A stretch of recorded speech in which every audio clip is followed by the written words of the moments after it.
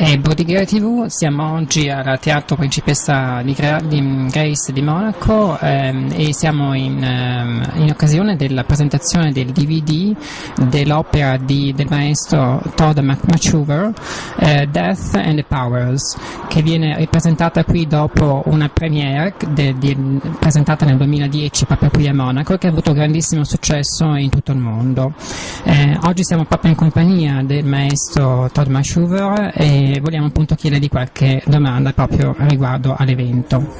We are pleased to have you with us, and we would like just to make some questions about your opera, Death and the Powers, that you are presenting today after a great success worldwide.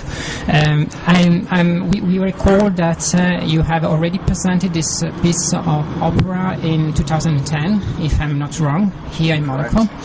And actually,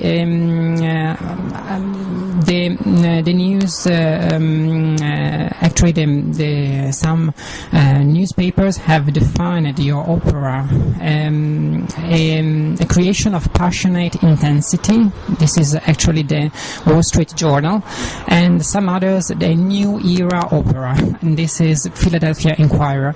So, can you describe us in few words what meant for you the realization of this great job, which combines perfectly the technology with music and acting? So one interesting thing is that, as you correctly said, the world premiere performances of Death and the Powers were right here in Monaco at the Salle Garnier in, I think it was October 2010. Yep. And that wasn't an accident, because Madame Kauter Alaboud, who was involved with the Monaco Opera, came to find she had a vision that there was a different way to produce opera, and that there could be opera that might use technology, that might appeal to a younger audience, not just to older people, that might tell stories of our time, not just traditional or historical stories. And she was looking for somebody who might want to make an opera like this. And I think somebody told her to come find me in Boston at MIT. And when we spoke, we realized that we both, I think, had an idea about a different kind of opera, and we both probably had the persistence or stubbornness to keep doing this. So we developed the opera thinking about Monaco, and for me, I did want to find a story that had something about technology central, but also, of course, something about human beings. And the two ideas that were very important to me in this opera were, number one, the idea of how does any human being pass along all the important parts of our lives, our memories, which are, some of them are, we never share with anybody. Our memories, our feelings, our love, our hate for different people, our connections. How do we share that with anybody? But especially, how do we share that when we die? And that was very important to me to explore that idea. And so many, it's funny. 5, 6, 7 years ago, the idea that technology could help in this process seemed a little crazy, but these days in California, there are whole movements. There's a university called the Singularity University, funded by Google, which is seriously studying how to help people live forever, or how to take everything about yourself and preserve it. So we created a character called Simon Powers, who is a businessman in his 60s. He's rich, he's powerful, he's successful, he's a little, maybe not crazy, but like somebody who follows anything they want to do. So maybe he's a little bit like Steve Jobs or Walt Disney or Howard Hughes, maybe, who was a recluse, private. And in the opera, this character is he's getting older. He knows he's not going to live forever, but he wants to. So he invents something he calls the system, where he can take everything about himself and leave it in the world. We actually say he can download it, like with software. He can download everything about himself into his environment. And the opera starts where he has constructed this system, and at the very beginning he says, I'm going to leave the world, but I'm going to turn this switch, the system is going to come on, and I'll still be here, so don't worry. And what the opera is really about is what happens when he does this. Because it's an opera with real human beings on stage. It also has robots and lots of technology. But this Simon Powers, he's a baritone, an opera singer. After 15 minutes of the opera, he turns on the system and he leaves. And physically, as a singer, you never see him again until the end of the opera. He actually goes down where the orchestra is and performs from there. And so everybody else in the opera, his wife, his daughter, the people he works with, people from the world, because he's a famous man, they have to think about, what does this mean? Is this my husband? Is this my father? Do I like him in this form? Can I still have a relationship with him? Is there something missing? If there's something missing, what is it? Is this so wonderful that maybe I should follow him? So it's not a question of, is this possible? It's a question of, what does it mean? And what is the limit? My own feeling is, one of the most important things about life is that it actually has limits. and if you really could live forever, if all of us could live forever, I think there are many, many problems that would happen that we don't think about. I mean, can you imagine just resources? That's a problem. But you also at some point have to make room for the next generation of people. And I think Simon Powers in this opera, like many of these people in California now, he doesn't understand this. He says, of course, I must live forever. It's a good thing. Everybody will like it. And in the opera we see some people do and some people don't. And the big struggle in the opera is with Simon Powers and his daughter, because he loves his daughter Miranda, and Miranda loves her father. And she's the one of all the characters who misses him when he's in the new form. And also, even though she wants to follow him and be with him in this system, she decides at the main point of the opera that she must stay in the world. She must stay human. Maybe it's not perfect. It's definitely not perfect. But all of the different aspects of being human you can't separate them. They're together, and that's who we are. This sounds very interesting, and it's a good point to think about. As human beings, and so. Apart from being a talented and innovative composer, you are heading a lab called Hyper Instruments Opera of the Future. So what inspired you the idea of innovating in doing music?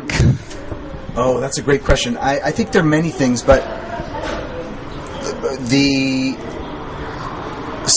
center inspiration, I think, are my two parents. Mm-hmm. So I grew up in New York, and my father was an engineer, and he was one of the first people in the field of computer graphics. So very early on, in the late 50s, early 60s, he really believed that computers would have no use for people if we could not interact with them in a very natural way. And he grew up not with music in his family, but he had a very strong visual sense.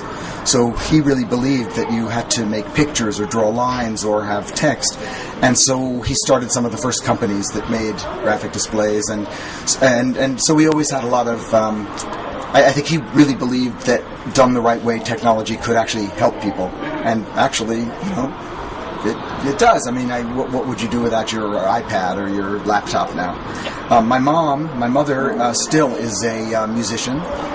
She went to Juilliard as a pianist. And after conservatory, she decided that she wanted to teach instead of touring as a musician. So I am the oldest of 3 children. So I was the, I guess in French you say la corbeille. I was the guinea pig, we say in English, and for her to learn how to teach. So, and she still is a very, very creative music teacher. So we'd have our lessons. I was 3 years old, 4 years old, have a piano lesson. And then at the end of the lesson, she would say to the children, okay, just stay here in the house, maybe 15 more minutes, and we'll try something else. Go anywhere in the house, and each of you can find some object that makes an interesting sound, and then come back. So we'd run, we'd get a book or a lamp or, I don't know, the cat, something, and we'd come back, and she'd say, okay, what sound does that make? And that. Oh, okay, great. And what's the loudest sound you can make with that? Oh, okay, the softest sound. Great.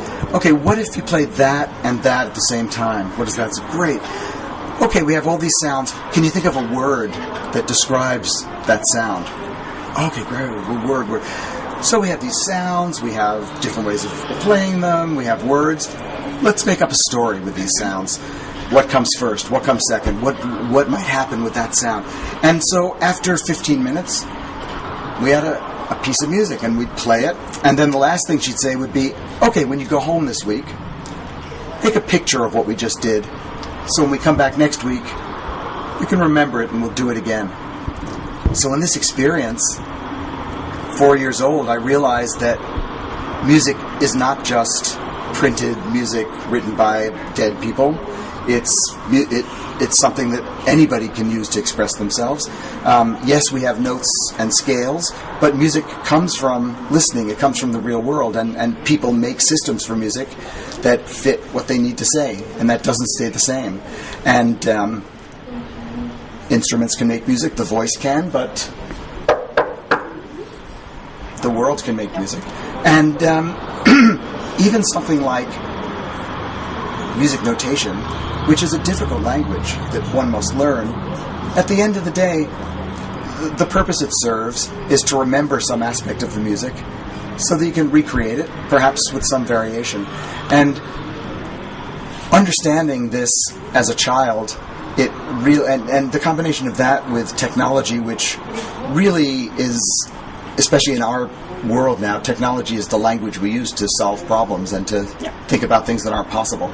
So those two things together, I think, just gave me this idea that you could create music that was the right music for now, or the right music for me, or the right music for our culture. And you had to keep looking for that right music. And that technology is actually, a lot of people think of technology as something rigid, or something, like whenever I use my iPhone and it types the wrong letter, I get angry. But actually, software and designing technology is one of the most open, general languages of our time. And technology is actually the best way we have of taking an idea and making it real in the world. Biology is getting to be very powerful now in a different way. So I think those two aspects made me think of music as something that must keep growing and changing, and it doesn't get better, but it does get different. Very interesting. So just a final quick feedback, being inspired by a question published on your website. Is it possible to see sound? I remember that quote. So I do think that